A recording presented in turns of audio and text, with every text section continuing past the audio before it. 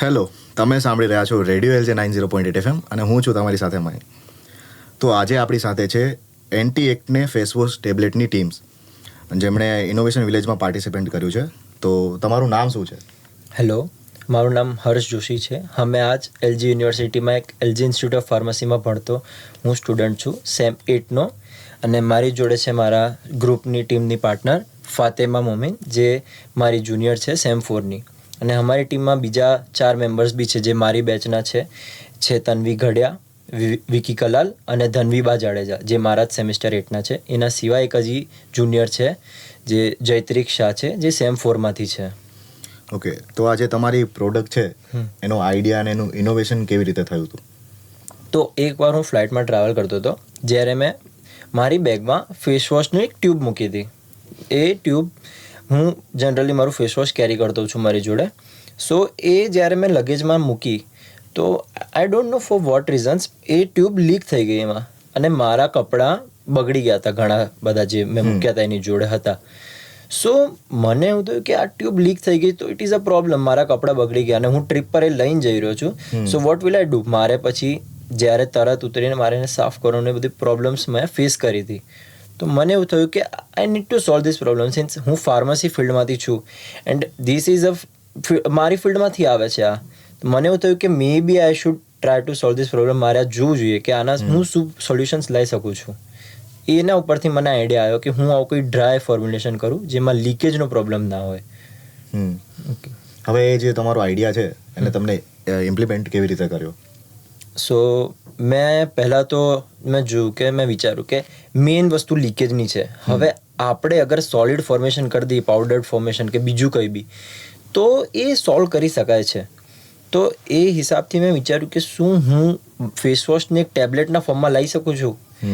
એ વિચારીને હું મારા જે ઇન્સ્ટિટ્યૂટના ફ્રેન્ડ્સ છે, જે કે ફાતેમા છે, બીજા જે મારા ટીમ મેમ્બર્સ છે, મેં ક્લોઝ હતા મારા, તો મેં ડિસ્કસ કરી કે શું આપણે આ સોલ્વ કરી શકીએ છીએ, આનું શું સોલ્યુશન લઈ શકે છે.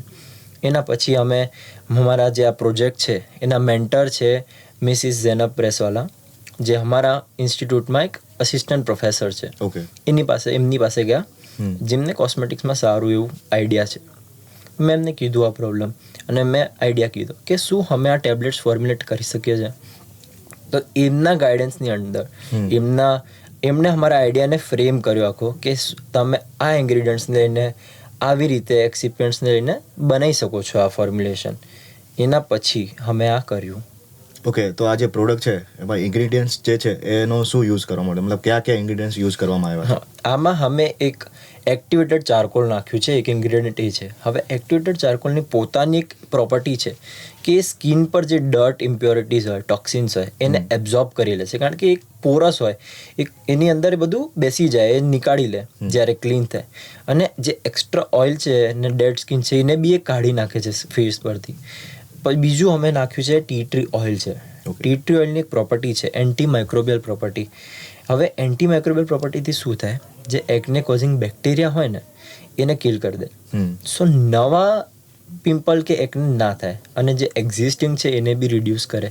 એમાં એન્ટી ઇન્ફ્લામેટરી પ્રોપર્ટીઝ બી છે. એટલે કોકને બહુ સિવિયર એકને હોય ને અને એને ઘણીવાર ખંજવાળ આવતી હોય કે બળતી હોય, પણ રેકમેન્ડ ના કરે ખંજવાળું, કારણ કે વધારે તો એ એન્ટી ઇન્ફ્લામેટરી પ્રોપર્ટીથી એને થોડુંક કુલિંગ ઇફેક્ટ આપે, અને એન્ટી ઇન્ફ્લામેશન પ્રોપર્ટીથી થોડુંક એને સારું ફીલ થાય, ઇરિટેશન ઓછું થાય.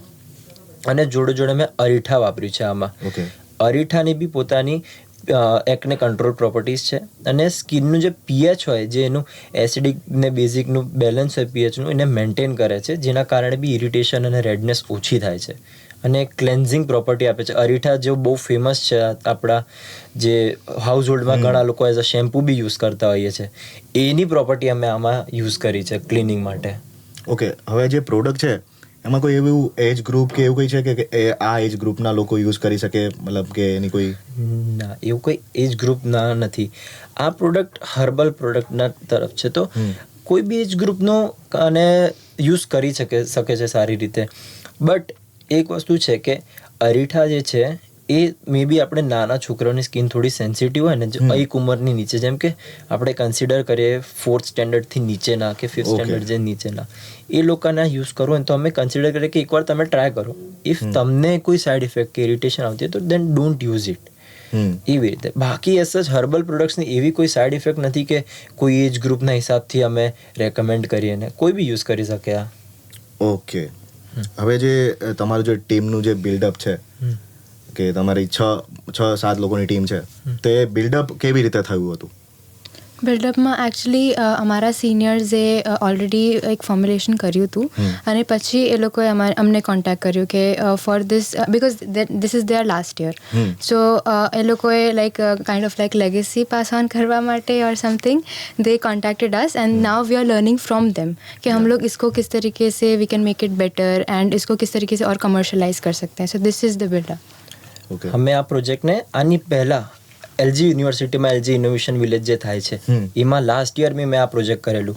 બટ એ પ્રોજેક્ટમાં મેં આ સેમ જ ટેબ્લેટ બની હતી, પણ એમાં મેં SLS વાપર્યું હતું. SLSને આપણે ફાર્મસીમાં છે સોડિયમ લોરાઇલ સલ્ફેટ, જે એઝ અ સોપની પ્રોપર્ટી હોય છે, સાબુની ક્લિનિંગ પ્રોપર્ટી. પણ સલ્ફેટ્સને સ્કિન પર યુઝ કરવા જનરલી પ્રમોટ નથી કરતું કોઈ, કારણ કે સલ્ફેટ્સના કારણે pH ચેન્જીસ આવે, અમુક ઘણા બધા લોકોને સાઇડ ઇફેક્ટ્સ આવી શકે છે. તો અમે વિચાર્યું કે અમે જ્યારે કરી જ રહ્યા છે તો એવું કરીએ કે જેનાથી સામે કન્ઝ્યુમર જે છે એને કોઈ ઇશ્યુઝ ના આવે, કોઈ પ્રોબ્લેમ્સ ના આવે અમારા પ્રોડક્ટના કારણે. તો અમે એને સબસ્ટિટ્યૂટ કરીને આ વર્ષે હર્બલમાં જવાનું ટ્રાય કરીને અરીઠા યુઝ કર્યું છે. કારણ કે અરીઠા તો જનરલી આપણે યુઝ કરતા આવ્યા છીએ અને આપણને ખબર છે, આપણને વિશ્વાસ છે અરીઠા પર, વી નો, તો અમે એને યુઝ કર્યું આ વખતે. So this is our second year. Last year આ લોકો અમારા જુનિયર્સ હતા ત્યારે એ અમારા ટીમમાં હતા, બટ આ વખતે અમે એમને કન્સિડર કર્યું, કારણ કે અમે અગર હવે લાસ્ટ યર છે અમે તો જતા રહીશું, સો અમારા પછી એ લોકોને આગળ વધારશે, આમાં હજી ઇમ્પ્રુવમેન્ટ્સ કરશે. સો ઇનોવેશનથી લઈને પ્રોડક્શન સુધી, લોન્ચિંગ સુધીમાં તમે અત્યારે કયા સ્ટેજ પર છો? અમે અત્યારે પ્રોટોટાઇપ પ્રોડક્ટ છે એક અમારો કોન્સેપ્ટ છે કે અમે આવું છે. અત્યારે બી આ પ્રોડક્ટ સેફ ટુ યુઝ કહી શકીએ, કારણ કે હર્બલનું એઝ સચ સાઇડ ઇફેક્ટ્સ બહુ ઓછા હોય છે અને લોકોને હર્બલ પર વિશ્વાસ છે આટલા ઘણા ટાઈમથી. અને ઇન્ડિયાનું એક છે કે એ લોકો પ્લાન્ટ બેઝ, હર્બલ બેઝ વધારે યુઝ કરે છે, કારણ કે આપણું જ એ છે કલ્ચર કે આપણે પ્લાન્ટ્સને વાપરીએ છીએ. સો અત્યારે બી આ યુઝ કરી શકાય છે. મેં પોતે આને 1 મહિનો વાપરેલી છે અમે જ્યારે બનાવતા હતા ત્યારે. તો it is safe to use right now, but testing બાકી છે.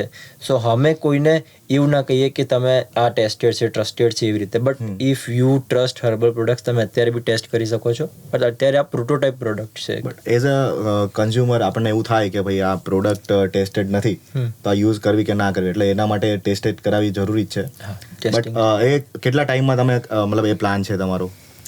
એમાં જો ઇમ્પ્રૂવમેન્ટ્સ લાવતા જેટલા પણ આપણે થશે, एज ही सेड कि अभी हम लोग प्रोटोटाइप प्रोडक्ट है, so we are doing that hopefully 1 to 1.5 years I guess.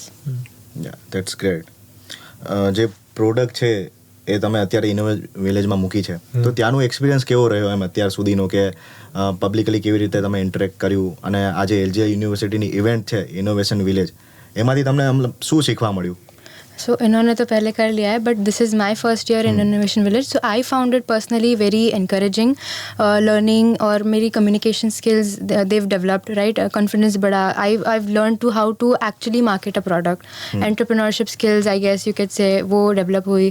This is a new experience as well, so it's been very fun, it's been good, और it's been very knowledgeable as well. અહીંયા આગળ અમારા સિવાય ફાર્મસીમાંથી મોર દેન 25 projects છે, જેમાં દરેક ટીમમાં almost 4 to 5 members છે. સો મારા પ્રોડક્ટને તો મેં શોકેસ કર્યું, અને એના સિવાય જ્યારે મને ફ્રી ટાઈમ મળ્યું બધા પ્રોડક્ટ્સને જોવા ગયો છું.